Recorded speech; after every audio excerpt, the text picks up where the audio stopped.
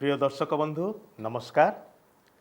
Bible society of India आनुकूल्य रे प्रसारित होता विशेष कार्यक्रम रे मते सुजोग दिया जाइथिबारु मु बाइबल सोसाइटी रो समस्त कर्तृपक्षों निकट रे बहुत बहुत धन्यवादी अटे एवं यही सुजोग रे आपण मान को मध्य साक्षात करिवार सुजोग पाइथिबारु मु आपण मान को निकट रे मध्य कृतज्ञ अटे। অনন্ত বাক্য অনন্ত বাক্য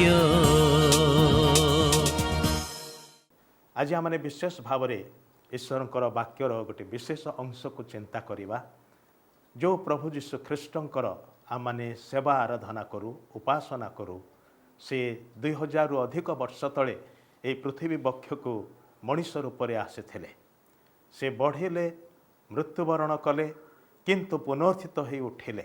आज सारा विश्व में ये पुनरुत्थान पर्व को पालन करा जाउछि। प्रभु जीशु ख्रीष्टर पार्थिव जीवन काल में घटी ए विशेष घटना सबुठारु आश्चर्य अद्भुत आउ अतुलनीय घटना अटे। जड़े मात्र व्यक्ति जे कि निजे मृत्युवरण करिकी पुनरुत्थान करिकी उठिथिले, जे कि मृत्यु को जय करिकी उठी अछंती।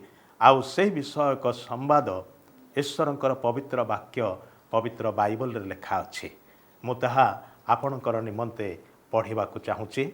लोकलिखित सुसमाचार तार 5 अध्याय प्रथम 5 पद ईश्वरंकर पवित्र वाक्य रे ए प्रकार लिखा अछि। आउ विश्राम बार रे से माने विधि अनुसार विश्राम कले, किंतु सप्ताहर प्रथम दिनर अति प्रत्युषरे से माने सेमानक प्रस्तुत सुगंधि द्रव्य घेनी समाधि निकट को गले। पुणी से माने समाधि पत्थरटा गड़ाई दिया जाइथिबा देखिले, किंतु भीतर को जाई प्रभु जीशुंक शरीर पाइले नाही। आउ से माने से संबंध रे हतबुद्धि हेउअछंती। एपरि समय रे देख उज्जवल वस्त्र परिहित 2 जण व्यक्ति सेमानक निकट रे उपस्थित हेले। सेथिरे से माने भीत होई अधमुख हुवन्ते से माने सेमानकु कहिले, मृतमानक मध्य रे तुम्हे माने काहीकि जीवितंकर अन्वेषण करूअछ। जो घटनार विवरणटी पढ़िले यह वास्तव घटना अटे, एक ऐतिहासिक घटना अटे। जेरुसलाम सहर रे घटिथिबा गोटे घटना, 2000 रु अधिक वर्ष तले घटिथिबा गोटे घटना। सही समय रे प्रभु जीशुंकर बयस प्राय 33.5 वर्ष बयस होइछि। से दीर्घ 30 वर्ष नाजरित नामक नगर रे से बसवास कले। सेठारे से बढ़िले, विभिन्न कार्य रे से संपृक्त थिले, किंतु तांकर पार्थिव जीवनर शेष 3.5 वर्ष से विशेष करिकी ईश्वरंक राज्यर सुसमाचार प्रचार कार्य रे से निजर समय को क्षेपण कले। वाक्य लिखा जाए से लोकमानकर मंगल साधन करू करू ईश्वरंकर वाक्यर शिक्षा दौ दौ सर्वत्र भ्रमण कले। से जो जो नगर को गले, जो मानकर मध्य को गले, से समस्तंकर उपकार कले। हेले परिशेष रे जेतले ताहांकर ख्याति बढ़ीगला, केतेक से कालर धर्मनेता माने ईर्षान्वित हेले एवं ताहांक विरुद्ध रे चक्रांत कले। ए प्रकार के ताहांको क्रूश विद्ध करे मारिदबार निमंते मध्य योजना से माने प्रस्तुत कले। कहयाकु गले से माने सेमानकर योजना रे सफल हेले, किंतु एथिरे स्वर्गर परमेश्वर आपणार जो मंगलमय संकल्प को से स्थिर करथिले ताकू से कार्यकारी कले। कारण से समुदाय मानव जातिर पापरु मुक्तिर निमंते एक बलिदानर आयोजन से करथिले। आउ से बलिदानर मेष अन्य केही नुहंती ताहांकर निजर अद्वितीय पुत्र अटंती, जे कि मनुष्य रूप में ए धरा पृष्ठरे जन्म ग्रहण कले, मनुष्य भाव में वृद्धि पाइले। आउ जेतेबेले से समयटी संपूर्ण हैला सेतेबेले परमेश्वर ताहांक पुत्र को क्रूश्यर वेदी रे बलिकृत हबार निमंते से आणुअछंती।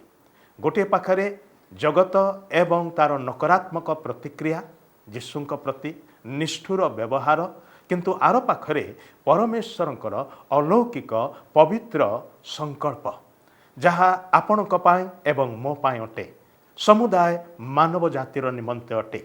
कारण प्रभु जीशु ख्रीष्ट जे कि स्वयं ईश्वर मनुष्य हेले निज निमंते मनुष्य शरीर धारण करके आसिले नाही, से आम समस्तंकर निमंते आपणार प्राण देबा पाई बोलिकी से जगत को आसीथिले।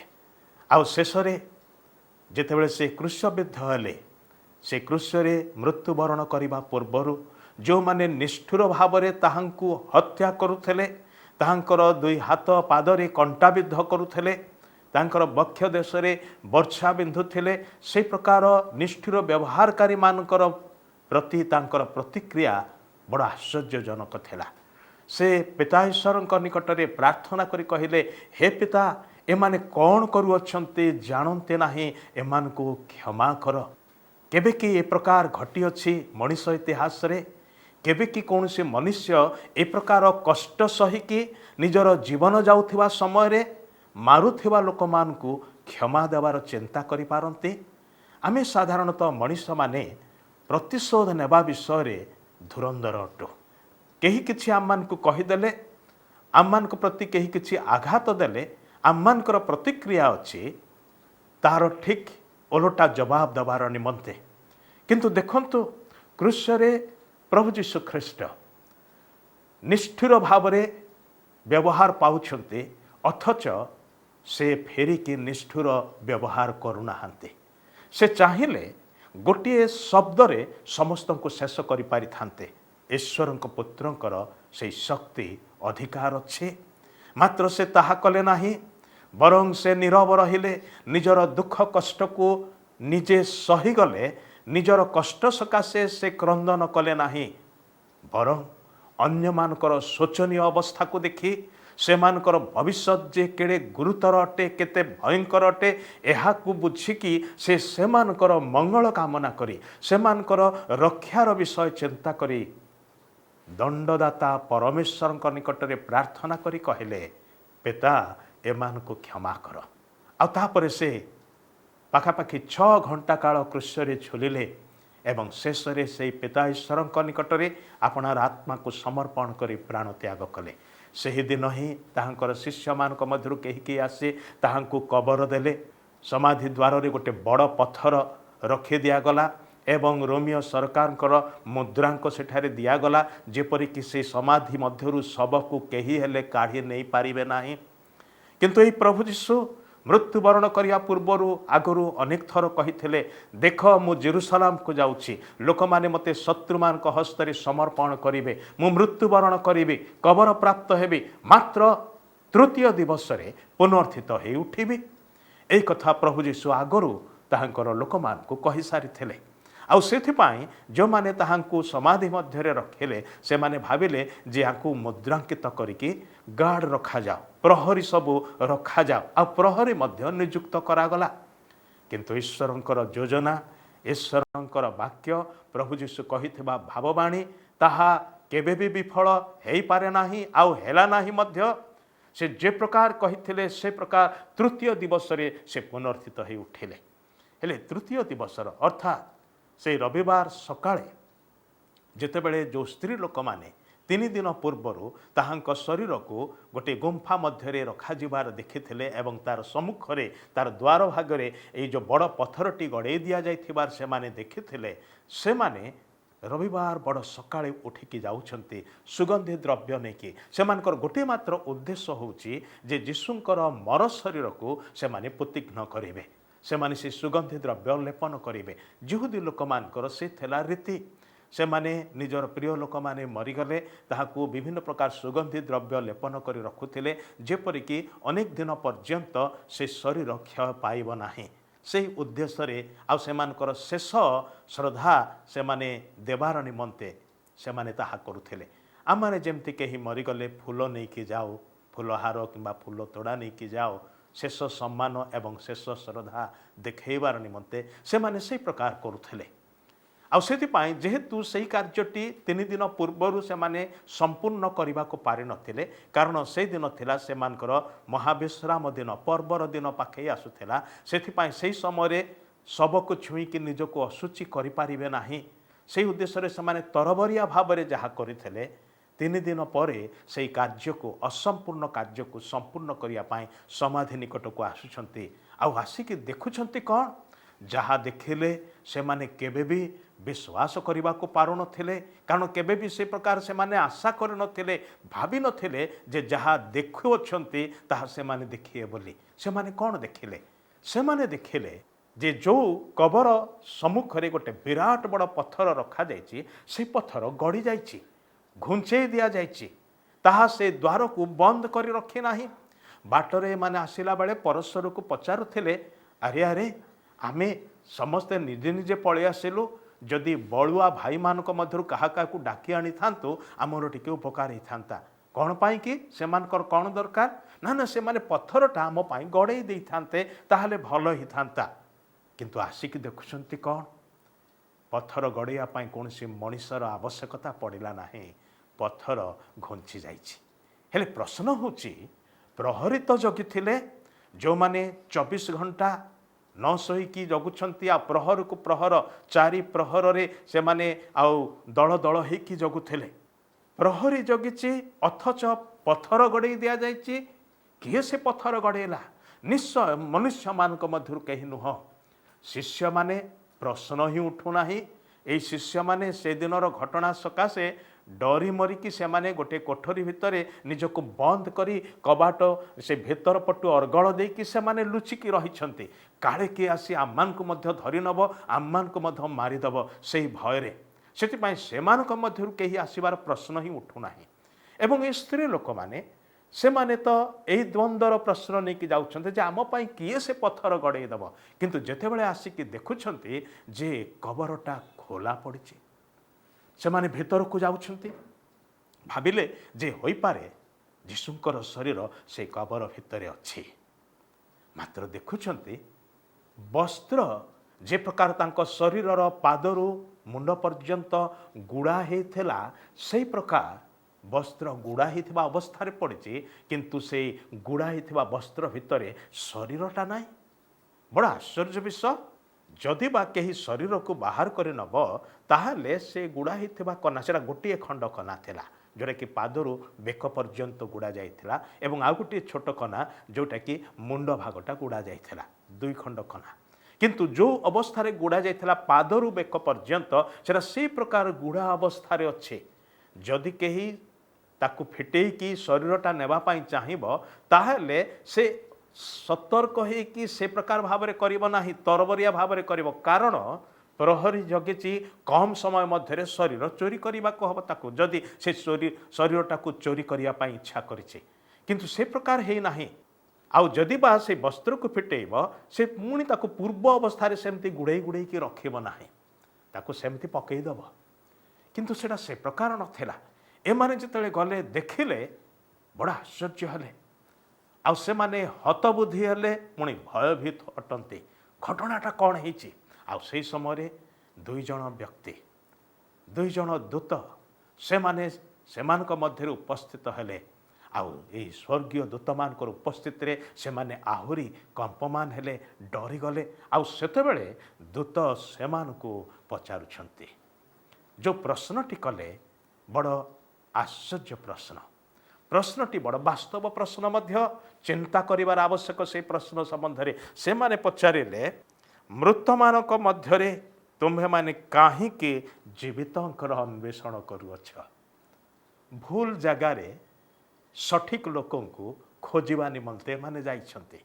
ଅବଶ୍ୟ ଯେତେବେଳେ ସେମାନେ ଘରୁ ବାହାରିଲେ, ସେମାନେ ଠିକ୍ ବିଷୟକୁ ଠିକ୍ ଜାଗାରେ ଖୋଜିବେ ବୋଲିକି ଯାଇଥିଲେ।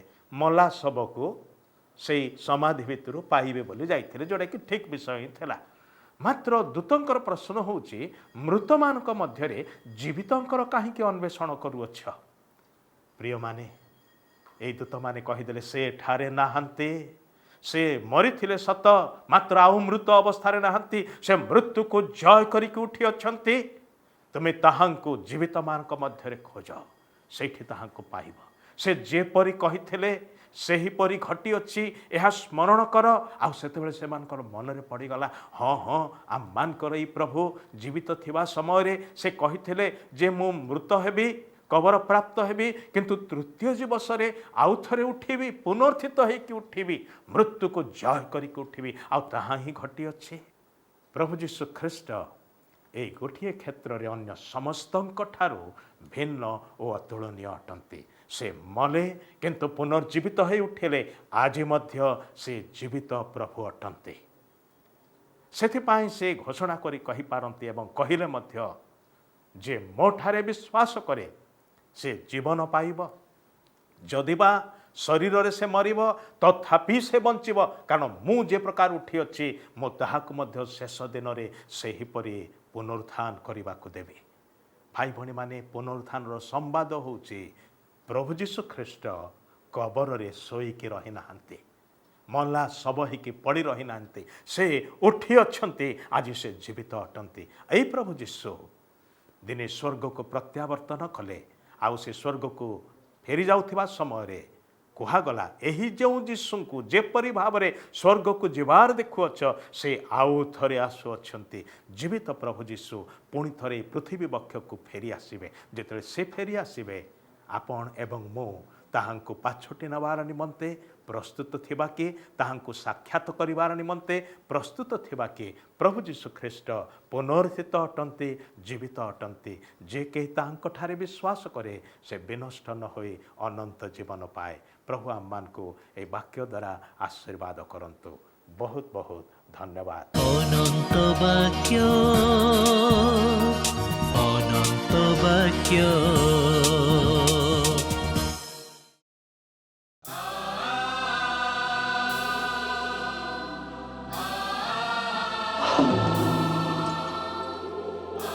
नमस्कार। आज्ञा नमस्कार। नमस्कार। आपने बस कथबार्ता कर गोटे बढ़िया जिनस देखा आनी बाइबल रु संगृहित ये पत्रिकाटी टी पढ़ु जापर अनंत जीवन। अनंत जीवन जो व्यक्ति दियंती से व्यक्ति विषय ये लिखाई से जड़े ऐतिहासिक पुरुष ना हूँ जीशु ख्रीस्ट जे कि मृत मान मध्य पुनरुत्थित होता। जीशु जीवित जीवित पुनरुत्थित, जीशु जीवित, जीशु जीवित पुनरुत्थित, जीशु जीवित जीवित पुनरुत्थित, जीशु जीवित जीवित पुनरुत्थित, जीशु जीवित जीवित पुनरुत्थित, जीशु जीवित, जीशु जीवित पुनरुत्थित।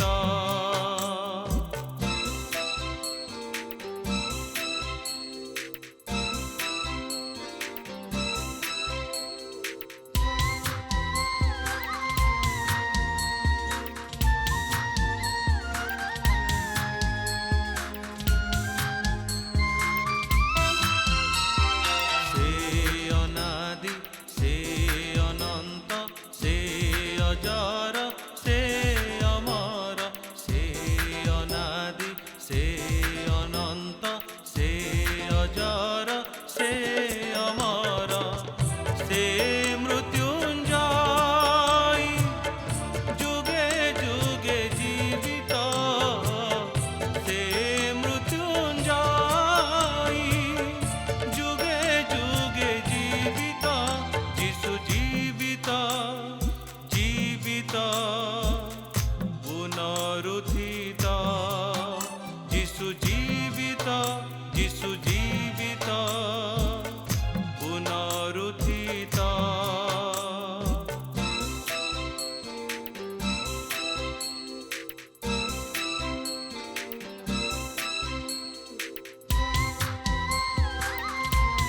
तमे जीवितंकु मृतमानंक मध्यरे काहेकि खोजुअछ?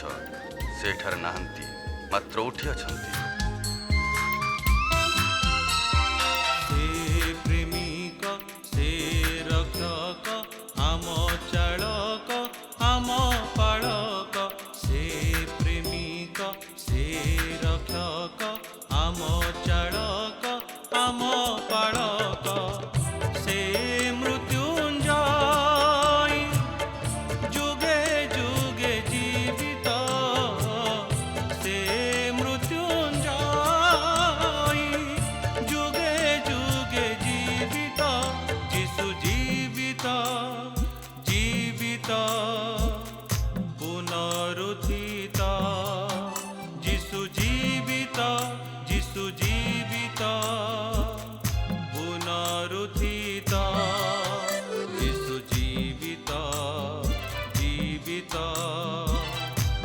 पुनरुत्थित जिसु जीवित जीवित पुनरुत्थित जिसु जीवित जिसु जीवित पुनरुत्थित जिसु जीवित जिसु जीवित जिसु जीवित